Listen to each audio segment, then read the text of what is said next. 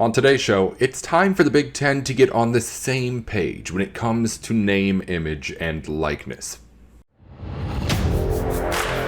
You are Locked On Big Ten, your daily podcast on the Big Ten Conference. Part of the Locked On Podcast Network. Your team every day.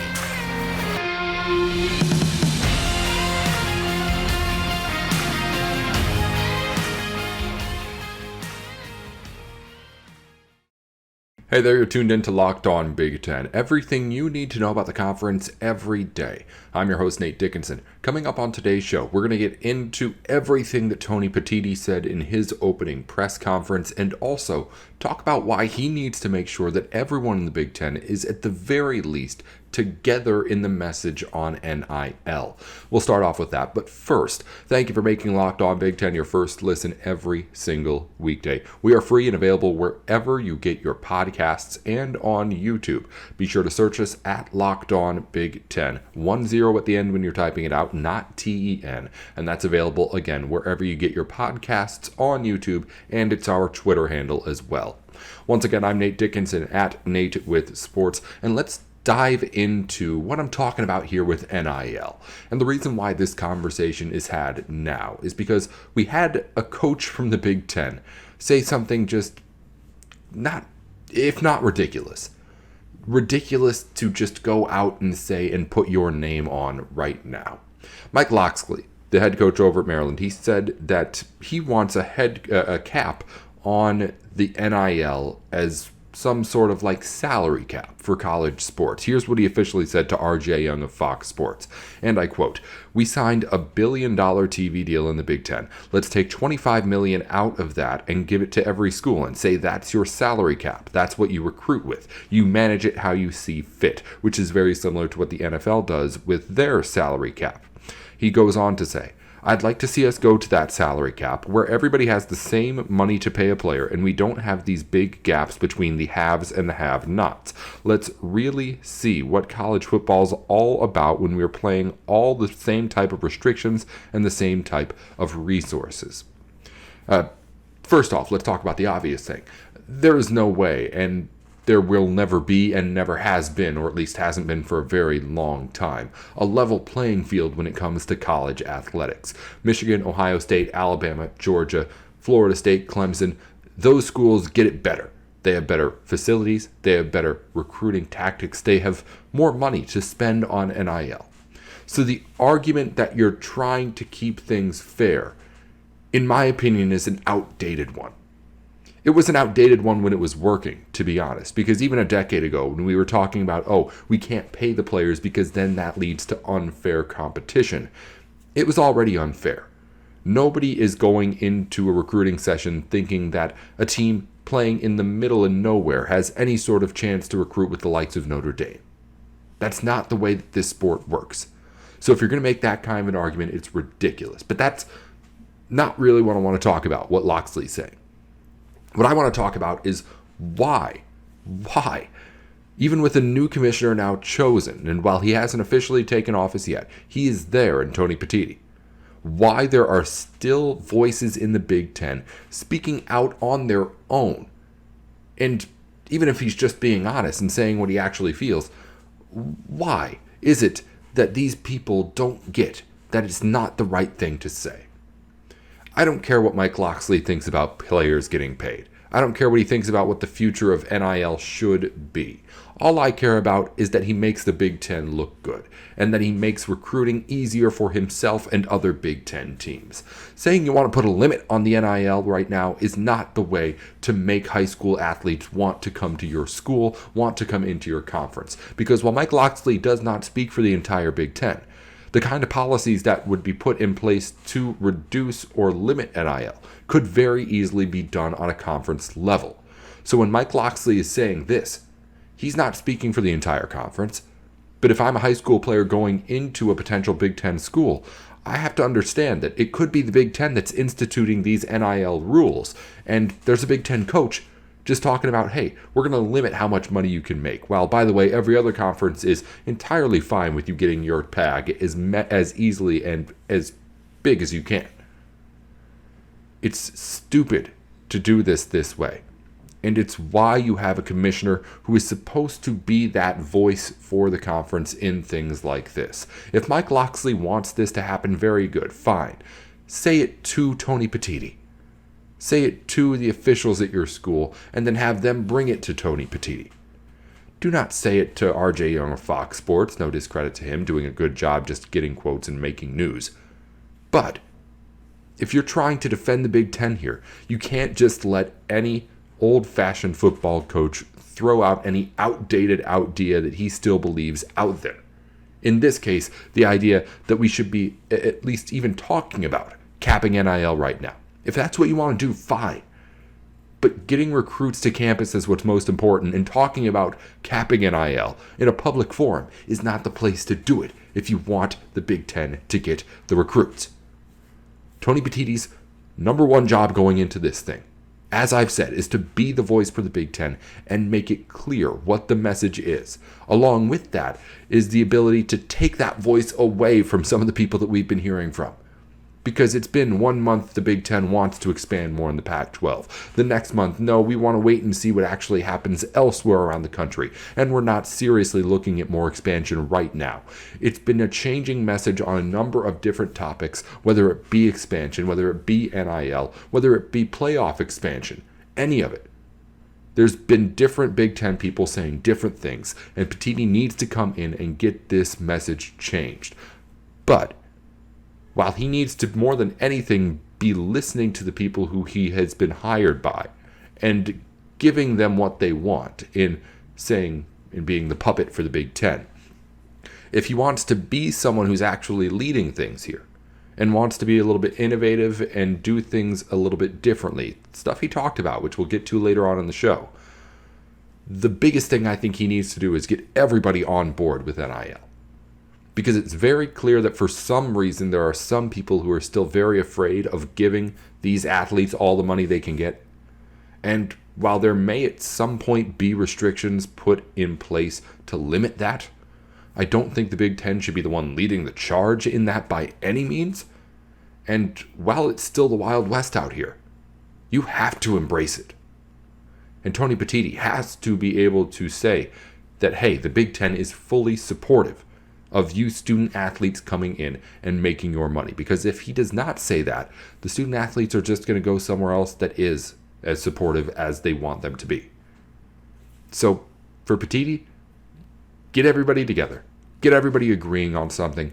But if you're really trying to make the Big Ten prosper, I think the number one thing to do is get people on board with NIL. Because if you can't at least do that, then you're way behind when it comes to getting more expansion teams, when it comes to staying ahead of the curve in pretty much everything that's going on in college sports right now. We'll talk more about Tony Petitti here in just a minute. He had his opening presser last week, and I broke things down and gave you a little bit of a, let's say, just spark notes on everything you need to know from the over half-hour long press conference that they had, in which there were a whole bunch of people talking. Petitti actually not speaking for a whole lot of it, but we'll get to it here in just a minute on Locked On Big Ten. Before we do any of that, though, this is the time where you want to get in shape. Summer is just around the corner. The warm weather is coming, if not there already, wherever you're at in Big Ten country. So if you want to get yourself in that beach body shape, you can head on over to Built.com and try out Built Bar to get that nutrition that you want while also getting a great taste as well. Built Bar is the protein bar that tastes like a candy bar. You can go over there and get bars that are 130 calories while also packing in 17 grams of protein and 4 net grams of carbs and sugars. All of the stuff that you want while also being completely coated in 100% real chocolate that makes this look and taste like a candy bar, more so than those protein bars you're used to with all the granola and chunky stuff you got to pick out of your teeth. It's an outstanding tasting bar with new flavors coming out all the time. So head on over to Built.com and try them now. Or if you're near a Sam's Club, run in and grab a 13 bar box with our hit flavors, Brownie Batter Puff and Churro Puff. You can thank me later. It's Built.com to try out Built Bar, the protein bar that tastes like a candy bar. As I mentioned, Tony Petitti has his opening press conference last week, talks to reporters for a little while, and gives some insight as to his thoughts going into his new position as the 7th commissioner of the Big Ten. And I broke down at least what I thought were the biggest takeaways from that conversation with the media. So let's dive into what we learned from Petitti. First off, Petitti was only at the podium for less than half of the more than half hour in which this press conference was set to take place. A whole lot of different people speaking, presidents over at Illinois, and I believe it was Maryland as well too, yes, speaking before handing things off to Petitti, in which he in his opening statements focused on the change that's coming to college sports. The thesis, I would say, of what he prepared was that change is coming, I have experience in change, and I am ready to embrace that change and lead the Big Ten through that change, whatever that change in college football may be. He talked about how it's obvious right now that with expansion in the playoff and conferences changing and things going on, that this is a new era being ushered into college sports. And then he cites the BCS, which he created, which of course also was a big change in college sports. And connecting those two things and saying, hey, I have done this before. I know how to lead a conference through a changing time, or I know how to lead a sport through a changing time, and I'm ready to lead this conference through that time and hopefully be a leader not only within the conference, but within all of college sports as I take over this position. The biggest thesis of what he had prepared was, hey, I understand there's change coming. I am the guy who has the resume to lead us through that change. He ends up saying that the Big Ten, again, as I had said, needs to agree on the focus moving forward when he is first asked about what the first steps are going forward in the Big Ten. He was very clear, and this is pretty obvious and I think pretty easy to understand. He was not very specific on about what those steps were going forward, but the message was whenever anybody asked, what are you going to do here? He said, well, we're going to get everybody together and agree on what we want to do, which is basically what I've been saying before. In my case, I'm caring more about what he's telling us more than what he's actually doing, but what he does behind the closed doors, at least he's saying, is what's most important is get everybody on the same page, even in the stuff that we'll never know about, really. And again, more specifics when he is asked specifically, he was asked to go into bullet points. All right, so what do you want to do next? He said, again, I don't know exactly, didn't go into the specifics. He was asked about strengths and weaknesses going into the job, didn't go into much specifics there. One of the things that he did say and point to was a couple of things. In his first opening statements, 3 core values for protecting the student athlete. Embrace change, innovate, and form consensus. I think were 3 things that in his prepared statement were 3 of the pillars of what he's trying to get across. Embrace change, innovate, and form consensus, which was, in my opinion, the exact to-do list in what Petitti needed to get done in the first days in office. First, form consensus, which is him, I think, recognizing what I've been saying for a while now, and that the Big Ten has not had that kind of a consensus since it was announced that Kevin Warren was going to leave, and probably even in the later days and when Kevin Warren was here. Be creative in embracing change, which I think is something that I think Petitti is going to try, and if he has a message, if he has a mandate, I think that's what he will bring to the other schools in his first talks with them, is that, hey, I'll get everybody on the same page here, but what I want to do and what we need to do as a conference is to start to embrace the idea that change is happening, because I think he's seeing, in the same way that we are all seeing, a hesitancy for some schools, even if we don't know which ones they are, to really embrace fully the change that is happening in college sports with the NIL, with the expansion of getting new teams, with all of it, really. And of course, innovate, be that frontier and be that leader, not only in the Big Ten, but for all of the conferences to follow, as the Big Ten and the SEC seems to be the ones that are going to set the trends here. So everything he's saying is what he should be saying. And I appreciate at least the recognizing, especially, of that need to form a consensus in the Big Ten, because that's what I've been preaching more than anything else. In specifics, he talks about NIL, and when asked about it, said that he thinks it's a good thing, but there was an emphasis on him wanting to have some sort of system to, if not regulate, at least organize it.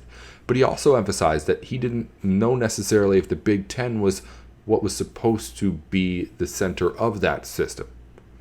He said when asked about NIL and what happens next with name, image, and likeness, that there should be some sort of national system in whatever it is that NIL is going to be, which makes sense, and also takes some of the pressure off of his shoulders when it comes to, okay, what are we going to do about NIL and stuff? If you say, hey, this should be something that everyone is universally doing, which his reasons for made sense. This isn't, while we have conferences, a game where everyone is just secluded to their own conference and division. So having a universal system, again, makes sense. But while, again, he doesn't get into too many specific stuff within NIL, he mentions, I think, a clear support of what NIL is and the expansion of getting athletes money for their name, image, and likeness. And he did just say straight up, it has been made clear that players have the right to make money off of their NIL. So at least he is embracing that in a way that I think he needs to as a Big Ten commissioner. So if he's going to go forward, I think we've learned, or as he does go forward, I think we've learned that I think at least Tony Petitti sees a lot of the same things that we see. He sees a divided Big Ten message right now. He sees a need to get some of these schools into the future of college sports and embracing some of this change. But I think more than anything, he sees the fact that, at least for now, he needs to be very careful in what he's actually telling all of us. And we did not get, by any means, any sort of really telling things in the short time that he was at the podium. So I'm interested to see what the first moves are as he gets ready to take over in a couple of weeks. But right now, I am very happy with what I heard from Tony Petitti from the Big Ten commissioner as he takes over and gets ready to start in this new position.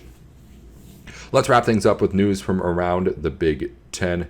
Coming up next time on Locked On Big Ten, the USA Today has ranked Big Ten football teams. We'll get into the latest of the predictions for the upcoming fall. And also, we've got Big Ten players in the NBA draft. NFL draft is officially done. We go on to the next sport now and see who from the Big Ten will make it to the pros in the hardwood. We'll rank all of the best Big Ten NFL draft eligible players here on Locked On Big Ten next time. In Big Ten news, Northwestern's men's tennis team has won its first round matchup. It will move on to the second round of the NCAA tournament.